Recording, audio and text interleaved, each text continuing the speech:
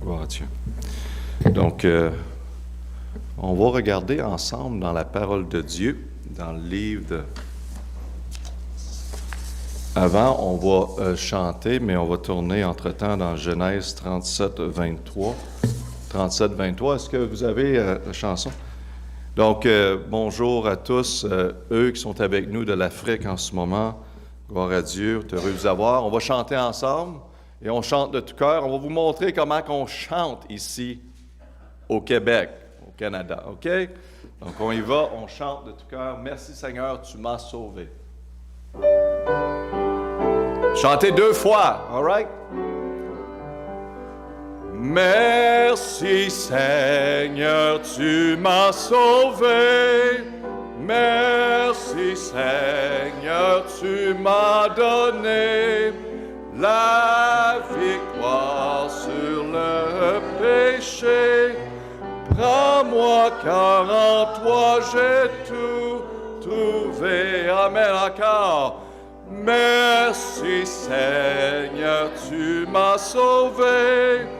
Merci Seigneur, tu m'as donné la victoire sur le péché. Prends-moi car en toi j'ai tout trouvé. Amen. C'est vraiment la vérité. Si simple, n'est-ce pas? Regardez dans Genèse 37 et verset 23. 37, verset 23.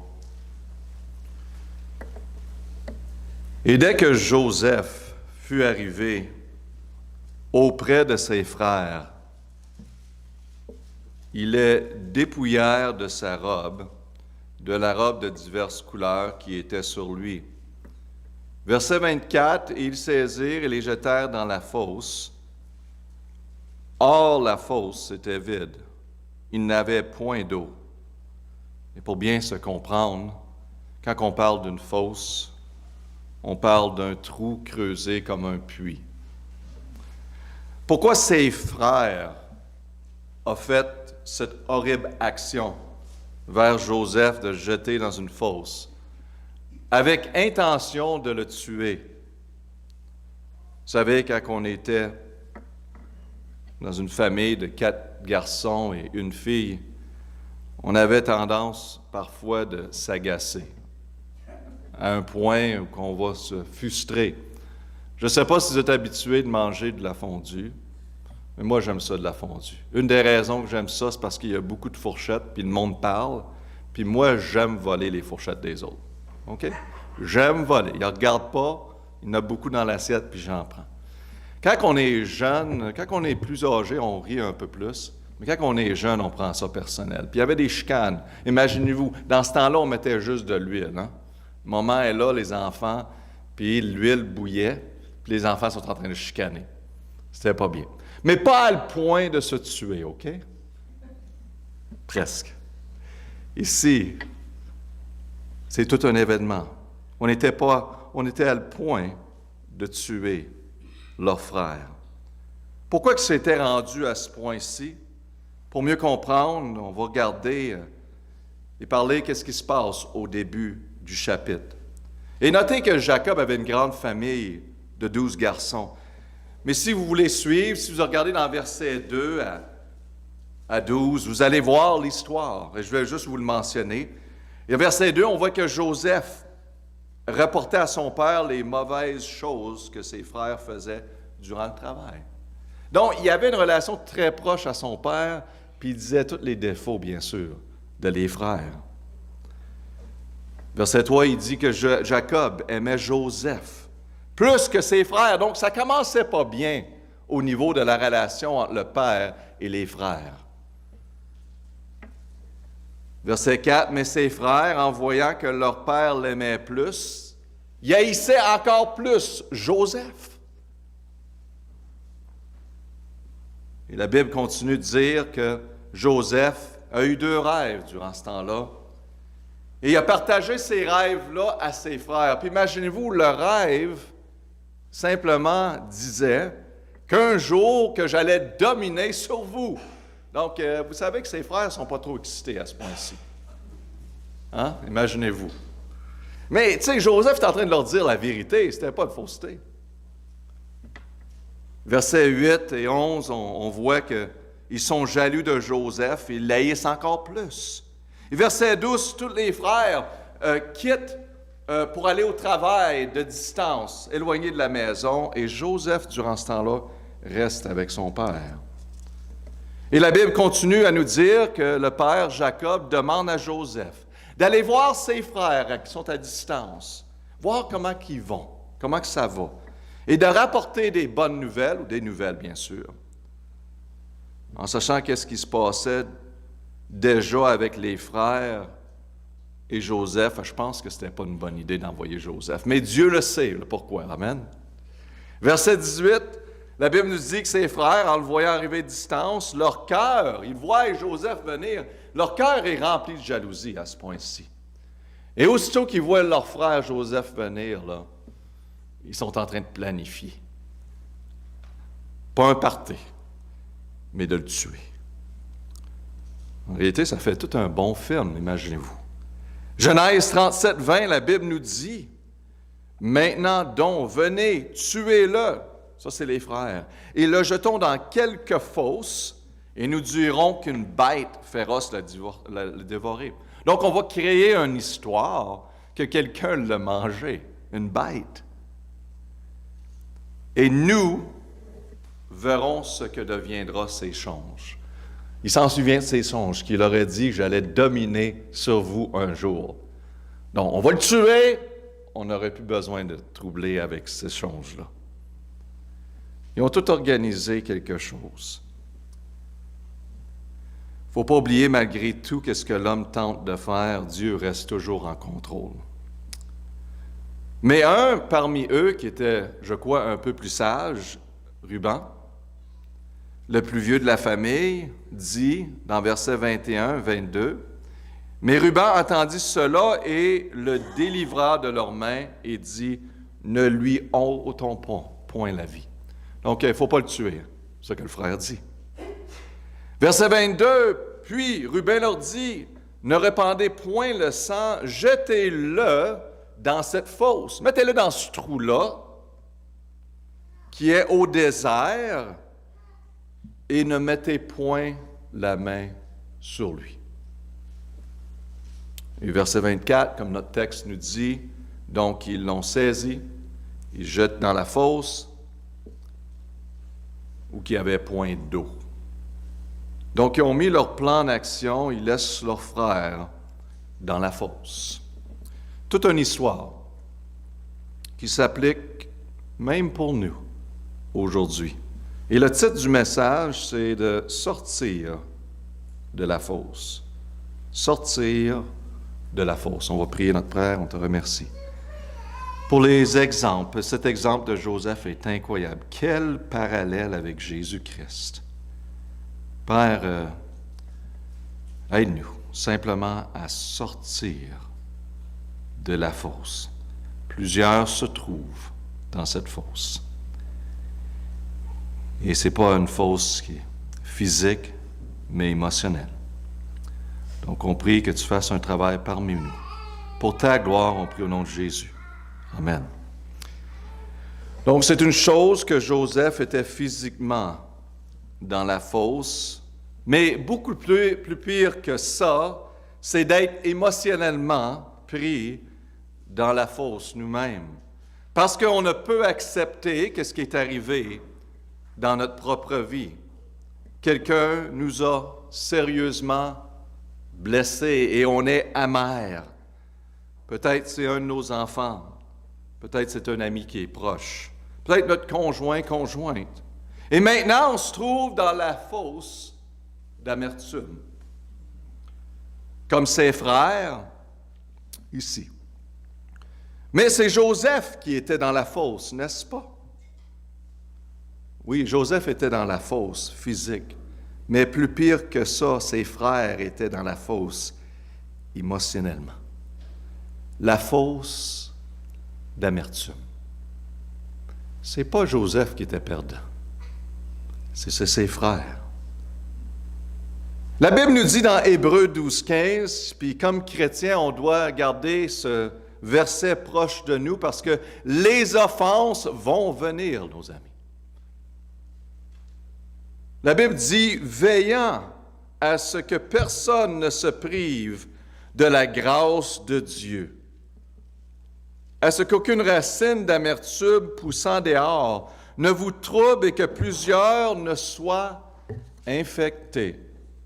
Vous savez, dans chacune des situations de votre vie, là, la grâce de Dieu est disponible pour vous de passer à travers et d'accepter. Vous savez? Et la raison qu'on n'accepte pas, c'est parce qu'on n'accepte pas la grâce de Dieu pour cette situation-là. Des fois, c'est arrive où qu'un enfant est offensé. Il ne connaît pas c'est quoi d'accepter la grâce de Dieu. Donc, il garde ça creux dans son cœur. Il grandit avec ça dans sa vie. Et il est troublé, amer. Et aujourd'hui, plusieurs personnes sont dans la même situation. Mais la grâce de Dieu est là pour vous. Et ça dit bien qu'aucune racine, ça commence par une racine. Ne permettez pas ça de pousser dans votre cœur parce que ça fait juste pousser. Et la Bible dit que ça va infecter toutes les autres autour. En voulant dire, on essaye de le cacher, mais ça ne marche pas. Ça sort. Ça va juste sortir. Le poison sort, n'est-ce pas? L'amertume se démontre en différentes formes. Et ça sort à travers de la jalousie, l'envie, l'ingratitude, se comparer les uns les autres. De vivre avec de l'amertume ne va pas seulement vous affecter, mais affecter tous les autres autour. Et ça éloigne nos relations. Quelqu'un dit, pourquoi c'est si grave, cette amertume? Je vous réponds en demandant, qu'est-ce qui est à l'opposition de l'amertume? C'est le pardon. Le pardon. La nature de Dieu, c'est le pardon. C'est pour ça que c'est si grave, mes amis. Quand on pense à la croix, Jésus a vraiment rien fait. Il était parfait, sans péché, et il a été faussement accusé. Le gouvernement du temps a tout fait pour trouver une faute, pour le crucifier, puis il n'y en avait pas de faute. Ils n'ont pas trouvé une. Et on voit le parallèle ici avec Joseph et l'histoire. Et à travers de tout, la Bible nous dit qu'il pardonne même ceux qui l'ont crucifié. Père, pardonne-les, car ils ne savent pas qu'est-ce qu'ils font. C'est vrai, ils ne savent pas. Si c'est la nature de Dieu de pardonner, il s'attend qu'on vit de la même façon. Quand une personne nous a offensés, c'est de pardonner. Peut-être au cours de votre vie, vous avez été faussement accusé, abusé. Quelqu'un a profité de vous, quelqu'un vous a dit une promesse, puis il n'a pas tenu. Et on pourrait en parler de plusieurs choses, puis honnêtement, c'est triste, qu'est-ce que le monde passe à travers. Mais qu'est-ce qui est plus triste? C'est à cause d'une offense. Puis je vais le dire souvent, peut-être 2, OK? Ou même peut-être 3, mais disons 1, 2 ou 3. On continue, à cause de cela, on continue de vivre notre vie jour après jour après jour, émotionnellement, dans la fosse d'amertume. On essaye de vivre, on essaye d'avancer, mais ça reste toujours. Les paroles qui vont vous libérer ce matin sont les mêmes que Jésus a dit à la fin de sa crucifixion. Père, pardonne-les, car ils ne savent pas qu'est-ce qu'ils font. Savez-vous combien de personnes qui sont sorties de la fosse d'amertume sans pardonner? Nada. 0. La nature de Dieu, c'est de pardonner. Donc, Dieu ne nous donnera pas une passe puis dire « Vas-y sans pardonner, avance dans la vie. » Non, non, non. Si vous regardez la parole de Dieu, c'est le pardon et Dieu nous demande de faire la même chose.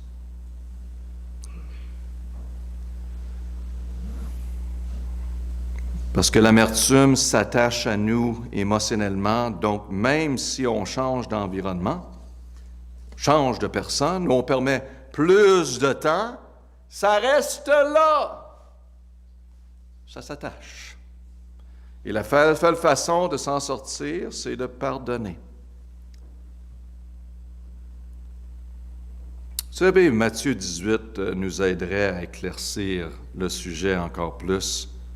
Puis, quand vous avez une chance, juste écrire cette note-là, mais regardez vous-même plus tard dans Matthieu 18, 21, 38. Là, je vais vous dire l'histoire. Jésus donne l'histoire d'un roi, d'un maître, qui avait un serviteur qui lui devait des milliers de dollars. Imaginez-vous, il y a un serviteur qui est en dette. Il doit son maître des milliers de dollars. Et le maître lui dit, il vient vers son serviteur, il dit, vends tout, incluant tes enfants et ta famille s'il faut, et paye-moi cette dette. Bon, le serviteur se jette à terre. Il est cassé. Il se plie en disant, Seigneur, en parlant à son maître, aie patient envers moi et je te paierai tout. Patient. Alors le maître de ce serviteur, ému de compassion, le laissa aller. Il lui remit la dette. Wow, tu n'as pas besoin de ma paye. OK, merveilleux.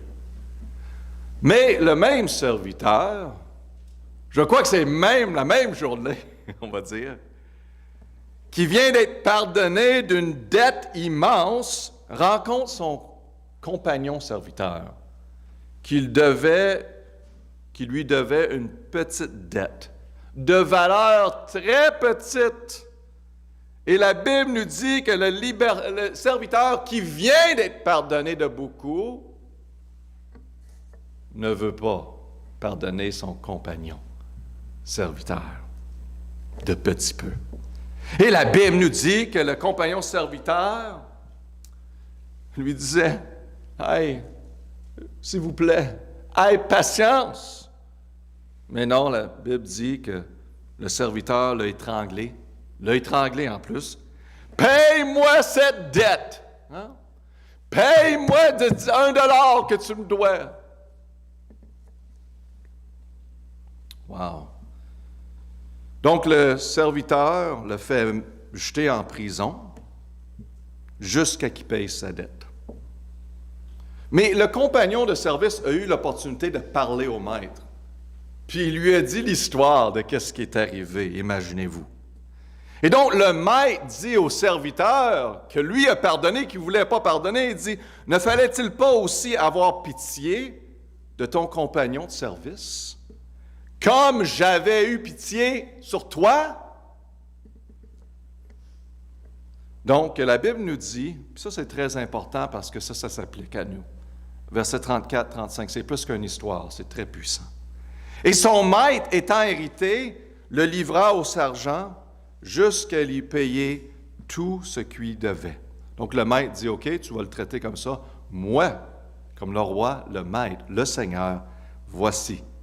Tu dois payer tout. » Verset 35, « C'est ainsi que vous fera mon Père céleste. » OK. « Si vous ne pardonnez pas chacun de vous de tout son cœur à son frère ses fautes. » En voulant dire, je vais vous laisser dans la fosse. Dieu dit ça. Wow! Parce que la nature de notre Dieu, c'est de pardonner.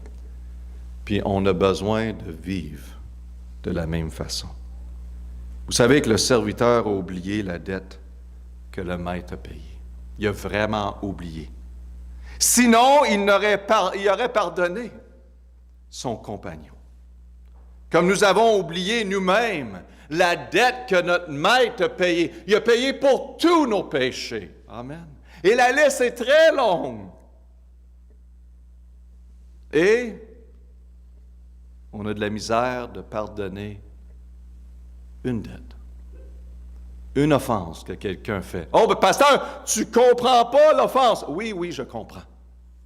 Je comprends qu'est-ce qu'il a pardonné pour nous. Ça, je le comprends. Puis je comprends qu'on a tous des offenses. Oui, puis il y en a des tristes, je vais vous dire, des horribles. Je pourrais vous en parler, j'en entends. Je sais, ça a l'air injuste, je sais. Mais je sais qu'est-ce que Dieu dit. Pardonne-les, parce qu'ils ne savent pas qu'est-ce qu'ils font. J'ai besoin de pardonner pour avancer, pour sortir de la fosse. La seule façon de s'en sortir de la fosse d'amertume, c'est de pardonner. Il n'y a pas d'autre façon. Si vous savez autre chose, j'aimerais l'entendre. Bibliquement, c'est la seule façon. En octobre 2006, ça fait pas longtemps, après une longue journée de travail comme pompier, Matt Swatzel, qui avait 20 ans, s'est endormi en conduisant et a frappé un autre véhicule. Il s'est réveillé avec le son le plus affreux de Dieu qu'il avait jamais entendu, réalisant qu'il avait littéralement écrasé June Fitzgerald. C'était une mère qui était enceinte avec sa fille de 19 mois, qui était le nom de Faith. Faith a survécu l'accident, mais June et son enfant à naître n'ont pas survécu. Le mari de June Fitzgerald, un pasteur à temps plein, a demandé la peine réduite de l'homme. C'est quelque chose. En disant, écoutez bien, vous pardonnez comme vous avez été pardonné. Je pardonne comment je suis été pardonné. Donc, il y a zéro limite. Voyez-vous? C'est la seule façon de vivre. C'est la seule façon de sortir. Et je vais vous dire quelque chose. Il rencontre, encore aujourd'hui, régulièrement, et il y a une amitié qui poursuit, que ça fait plusieurs années. Qu'est-ce qui fait ça? Le pardon. C'est une tragédie de penser qu'on peut permettre un événement dans notre vie ou une personne dans notre vie ruiner notre vie parce qu'on ne peut pardonner. Il faut comprendre et accepter la différence entre qu'est-ce qui est à l'intérieur et l'extérieur de nous. On a de la misère à comprendre cela. Tout ce qui est à l'intérieur de cette peau, ça représente mon attitude, mes réactions, mes décisions, mes émotions. Qu'est-ce que je permets de sortir ou d'entrer, mes paroles, la nourriture. Et mes amis, Dieu me permet d'être responsable pour tout ce qui est à l'intérieur. Je suis responsable. Je peux changer des choses. Je peux améliorer cet intérieur de moi. C'est une grande responsabilité, mais Dieu me l'a donné pour le gérer et je peux faire toutes les modifications. Mais regardez bien, je peux changer ce monde. Je peux changer l'intérieur, OK? Bon, il y a quelque chose que je peux faire pour améliorer. Mais regardez les problèmes. On a un monde extérieur, l'extérieur de cette peau. Et ceci représente Dieu. Ceci représente mon époux, mon épouse, mes enfants, les événements de la vie, même des hommes ou des femmes méchantes, les circonstances, mon professeur, le gouvernement, tout le monde à l'extérieur. Ce monde est complètement hors de mon contrôle. Il y a seulement un qui est en charge et en contrôle de ce monde extérieur, et c'est Dieu. Et on ne peut pas changer ce monde-là. On peut changer l'intérieur, mais vous ne pouvez pas changer l'extérieur. Et le conflit vient et l'amertume va venir quand on essaie de changer et on tente de changer qu'est-ce qui n'est pas à nous de changer. Quand on essaie de changer tout ce qui est à l'extérieur, et ils n'ont pas capable d'accepter tout ce qui est à l'extérieur, au lieu de l'intérieur. Trop se concentre sur l'extérieur de sa peau, au lieu de se concentrer à l'intérieur. Et savez-vous pourquoi ça ne fonctionne pas? Parce que Dieu est plus intéressé de changer l'intérieur de nous. Qu'on vient à accepter et qu'on vient à pardonner pour qu'on avance. Dieu est là pour nous aider en passant. Ça ne vous aidera pas de concentrer à l'extérieur. Vous savez, ça ne fait rien pour vous de devenir amer, puis vous fâcher, puis diviser de la famille. Hein, on s'en va dans le temps des fêtes. Amen. Vous capable d'aller en famille? C'est quoi? C'est quoi? Une offense. Une offense. Wow! Que Dieu nous aide. Autant qu'on n'accepte pas qu'est-ce qu'on ne peut changer, on reste dans la fosse. C'est pas notre département. On essaye de jouer le rôle de Dieu et essayer d'améliorer, changer. On le voit dans les mariages. Il faut accepter. On fait le mieux possible, on prend notre responsabilité, mais on ne peut pas changer l'autre.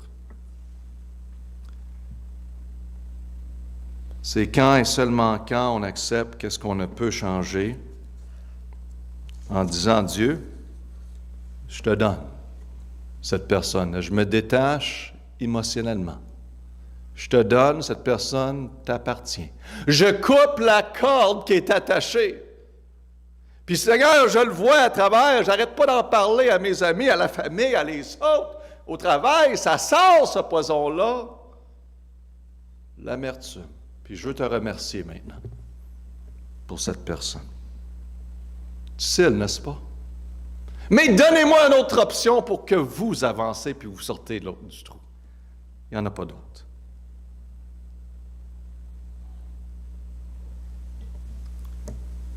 Ceci est à nous de sortir de la fosse d'amertume. C'est la seule façon. Et vous savez que Dieu va agir. Vous savez, de sortir de la fosse, on retourne à l'histoire de Joseph.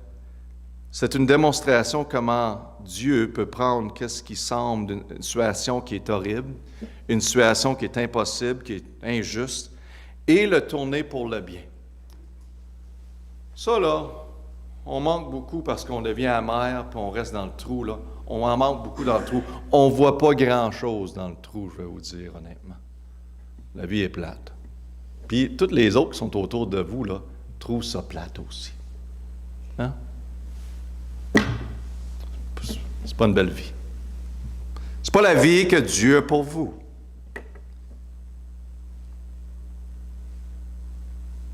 Mais vous savez que notre ami Joseph a accepté la grâce de Dieu et fait confiance en Dieu à travers de tout ce moment horrible, impossible d'injustice, en sachant que Dieu était en charge de tout ce qui était à l'extérieur.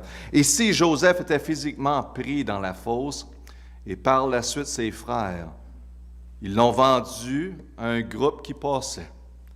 Pour s'enlever de toutes les responsabilités, ils l'ont vendu. Et par la suite, à travers de plusieurs circonstances, le songe est venu la réalité. Joseph était devenu une position très élevée en Égypte. Et bien sûr, l'histoire continue que ses frères en Égypte, à Canaan, ils avaient besoin de nourriture. Il manquait de nourriture. Donc, ils savaient qu'en Égypte, il y avait de la nourriture. Qui était là, qui attendait, qui était une position très élevée? Le songe est devenu la réalité. Mais, maintenant, Joseph avait l'opportunité de leur montrer comment méchant qu'il était. Il aurait pu tous les tuer, s'il voulait. Mais Joseph avait le cœur de notre Seigneur, n'est-ce pas? Et la Bible nous dit dans Genèse 50, 19 et 20, « Et Joseph leur dit, ne craignez point, car suis-je à la place de Dieu? Je ne suis pas Dieu. Ce n'est pas à moi à vous donner un jugement. » Verset 20, « Vous aviez pensé à me faire du mal. Hein? Quand vous m'avez mis dans le trou, vous avez pensé à me faire du mal, à me tuer. Ça, je le sais. Mais Dieu l'a pensé en bien, pour faire ce qui arrive aujourd'hui, pour conserver la vie à un peuple nombreux. » Pensez à tous les événements qui sont horribles là, dans la vie. Puis moi, j'aimerais ça qu'on puisse les enlever, honnêtement.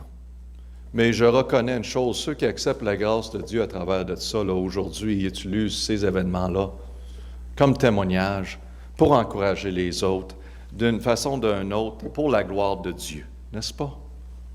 Ouvrons nos yeux, acceptons-le, parce que Dieu le veut pour le bien.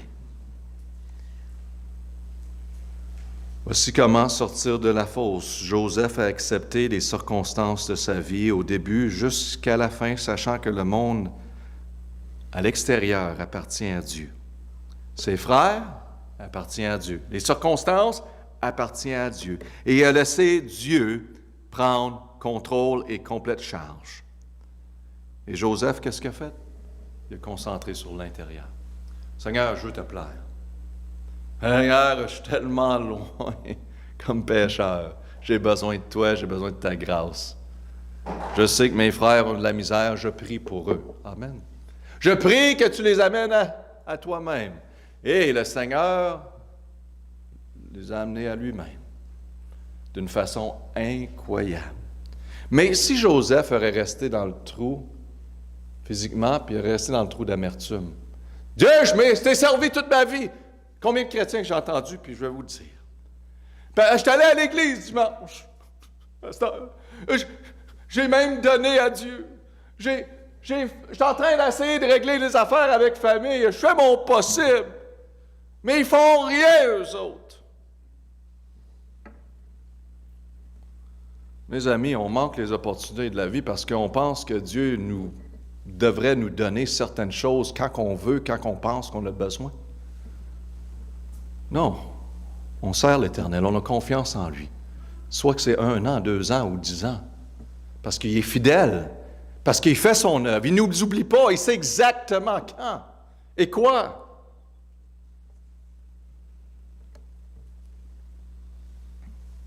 Vous savez que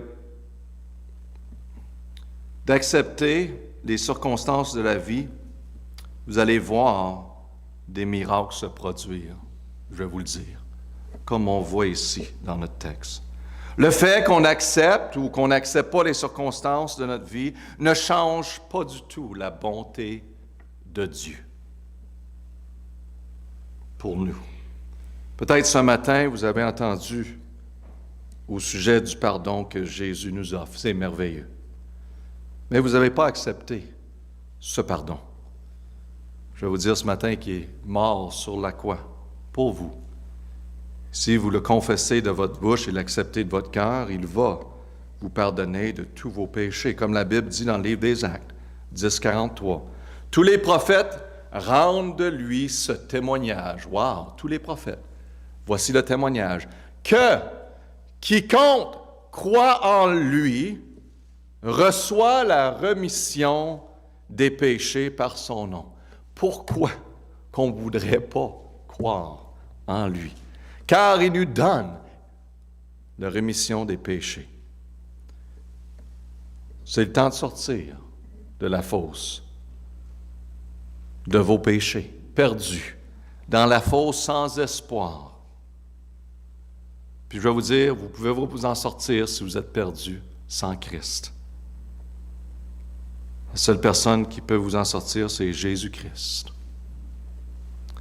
C'est le temps que vous le prenez comme votre Seigneur et Sauveur. Et ce matin, chrétiens, la parole qui vont vous libérer sont les mêmes que Jésus a dit à la fin de sa crucifixion.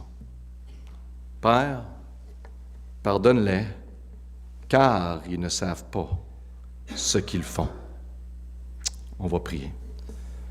Père éternel, merci pour la parole et l'exemple de Joseph. Père, vraiment, le pardon. Ce n'est pas une option pour nous. Mais on pense qu'on peut continuer de vivre et d'avancer sans pardonner. Et on voit dans les Écritures que plusieurs sont affectés, même nous-mêmes, et on ne peut pas avancer à cause qu'on est toujours et on se trouve toujours dans la fosse d'amertume. Peut-être ce matin, il y a un homme, une femme qui est ta mère, qui étaient abusés, qui ont vécu des choses très difficiles, qui vivent en ce moment des moments difficiles. Et on continue à se détruire, parler mal les uns les autres. L'amertume continue de sortir. Père, on prie ce matin que tu nous aides à appliquer le pardon et la puissance du pardon dans nos vies. Sortir de la fosse. Simplement couper la corde et donner cette personne, donner cette circonstance à toi pour ta gloire. Père, si quelqu'un ici à l'écoute n'a jamais eu leur péché pardonné, pas accepter Jésus-Christ comme sauveur, qu'aujourd'hui, qu'ils ouvrent la porte de leur cœur et disent oui à Jésus-Christ, oui à le pardon. On prie au nom de Jésus. Le piano va jouer. Seigneur, parlez à vos cœurs. Prenez un moment.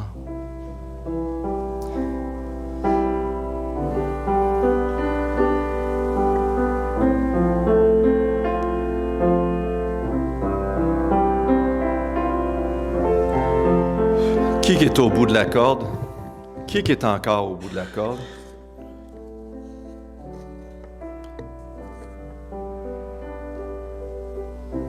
Couper. C'est vraiment le temps de couper, les amis. La vie va vite. Ça vaut plus la peine.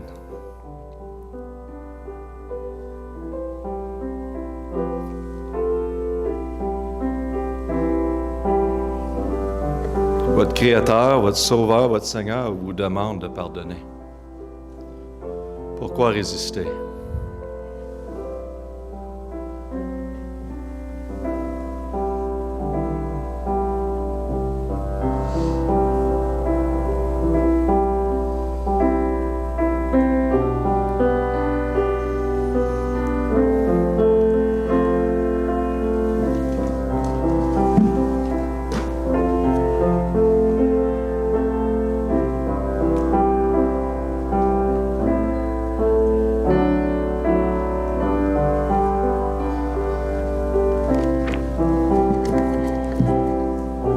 En finissant, vous pouvez rester assis. On va chanter 303. 303 si vous voulez. On chante au Seigneur de tout notre cœur.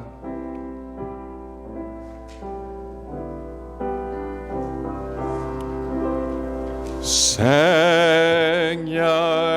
attire mon cœur à toi.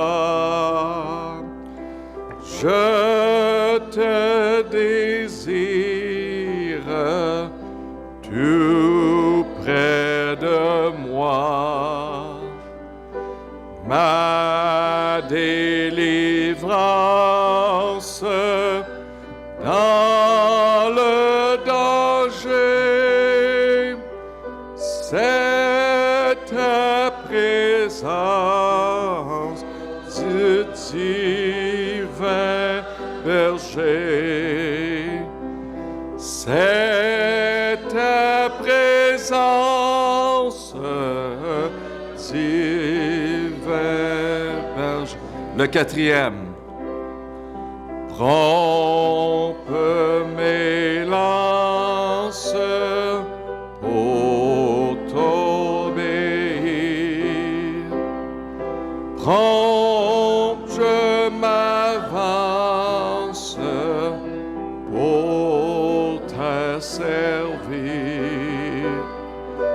Mais sous ton aile, loin du péché,